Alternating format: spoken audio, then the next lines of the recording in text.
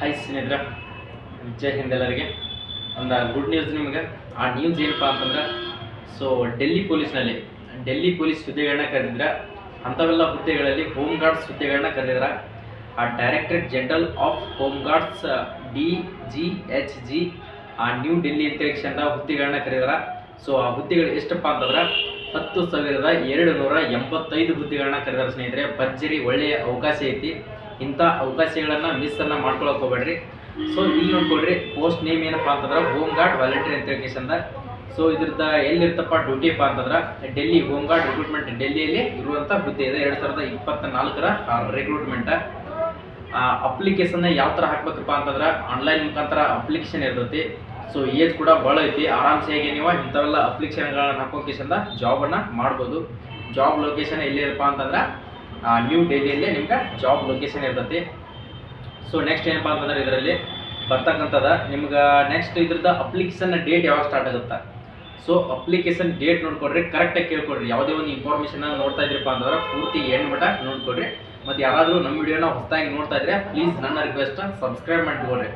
Subscribe ಮಾಡಿಟ್ಕೊಂಡ್ರಪ್ಪ ಅಂತಂದ್ರೆ ನಾವು ಹಾಕುವಂಥ ಡೈಲಿ ಅಪ್ಡೇಟ್ಗಳೇನಿದಾವಲ್ಲ ಇವು 100% ನಿಮ್ಮ ಮುಂದೆ ಬಂದು ತಲುಪ್ತಾ ಇರ್ತಾವೆ.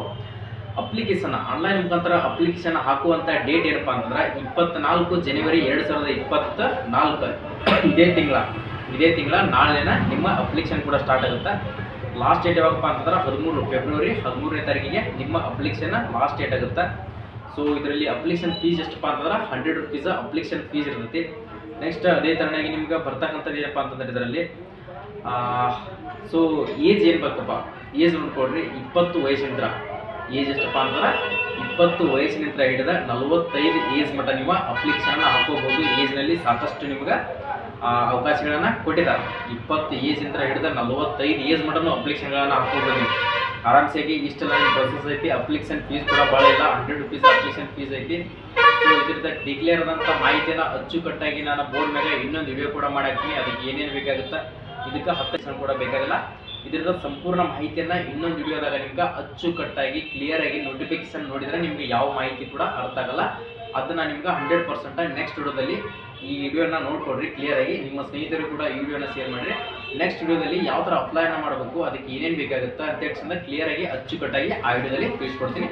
ಈ ವಿಡಿಯೋ ಇಷ್ಟ ಆಗಿದ್ರೆ ಲೈಕ್ ಮಾಡಿರಿ, ಶೇರ್ ಮಾಡಿರಿ, ಸಬ್ಸ್ಕ್ರೈಬ್ ಮಾಡ್ಬೋದನ್ನ ಮರೆಯಾಕೋಬೇಡ್ರಿ. ಸಬ್ಸ್ಕ್ರೈಬ್ ಮಾಡ್ಕೊಂಡ ಬೆಲ್ ಐಕನ್ ಮೇಲೆ ಕ್ಲಿಕ್ ಮಾಡಿ ಆಲ್ ನೋಟಿಫಿಕೇಶನ್ ಅಂತ ಕೊಡುವಂದ್ರೆ ನೆಕ್ಸ್ಟ್ ಹಾಕಿದ್ದೀವಿ ತಕ್ಷಣ 100% ನಿಮ್ಮ ಮುಂದೆ ಬಂದಿರ್ತದೆ.